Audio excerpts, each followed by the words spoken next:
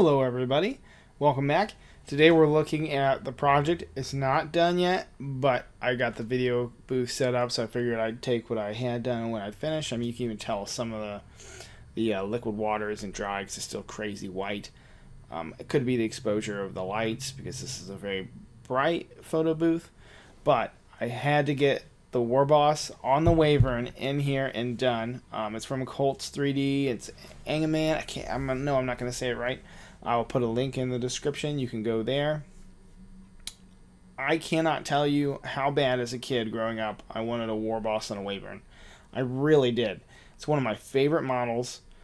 I realize monsters are terrible in 8th edition, and especially when you put an expensive lord on a character, they die all the time, and it's not worth it. But I absolutely love this Wyvern model that he has done. He has another one that's closer to the character Azhag, but this, for me, this was great, and there's a couple different poses, but I just went with the first one because I already had a base I've been working on. I have printed a couple of Wyverns. You've probably seen one in the video feeds, but this is the first one where I printed, and the rider I didn't have to make or match myself. He was made for the model.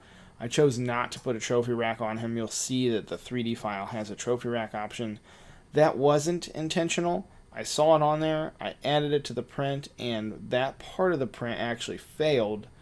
But I was like, meh, I don't really need it, so I just didn't use it. This is a prime example of where an airbrush can take a bigger model and swiftly get it done. I think paint-wise, I've only worked on this model for maybe 10, 12 hours at most. I mean, that's being generous with the time, too. The base has definitely taken the most time, and it's still taking the most time because you can only do so much liquid water effect at a time. I'm even debating going back in with my airbrush with a slightly lighter. You see these wings are like burgundy-ish with a little bit more pink and bringing them up a little bit brighter. But this is a fantastic print.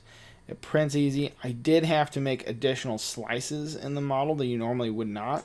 I have an Elegoo Mars Pro 2, and the print bed is, I mean, it's small, but it's not like the tiniest one out there, but it is very small. Things like the wing, most of his tail, actually both wings I had to break down into two parts, and then the tail I had to cut off and print separate. I think I got all of the Warboss on one, and most of the main body was all on one, aside from that tail, and you can kind of see the cut lines on there. I did try to fix them with green stuff, but resin's a ficky material to have to use another combination material on. That's not something I'm great at, obviously, because you can tell that I did it, but this model is fantastic. It is just absolutely beautiful. And I will probably go out of my way to use it. As you know, I'm working on a 3D printed Orc Army. It's all printed. Now I'm moving into painting it. This was the first one I did.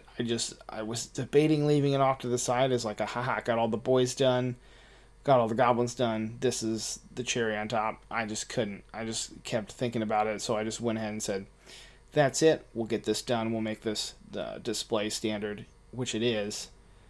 At least for me, it's display standard, and be done. And then we'll go and do our rank and file, guys, as fast as we can with, I don't know, we'll probably only use 10 colors, which is low. It's a low amount of colors to use on a model for me.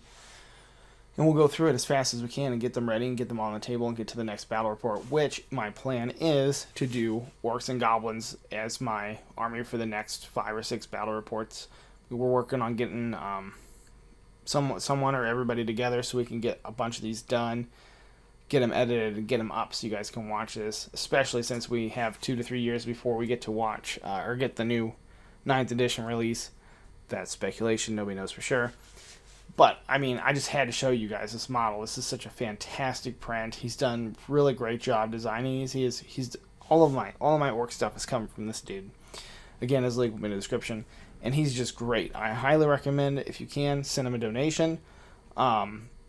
If you can't, I mean, just get your stuff painted and get it up there so other people can see it and other people can find it. And maybe someone can throw some money his way for all the hard work this guy is putting out, because this is far better than any Wyvern we had for Warhammer Fantasy back in the day. It's altogether better. There's just no question how much better this is than the other models. And there's still pictures in here. You'll see them. I'll put them up there if you already see them in the video. I'm not sure where I'm going to put them, but It is great. It's fantastic. I love it, and I am just absolutely pumped to use this in games and share our battle reports with you with him flapping around. We will see how he does. I'm hoping he does great. Well, I'm glad to talk to you all. You all have a great day. We'll see you soon.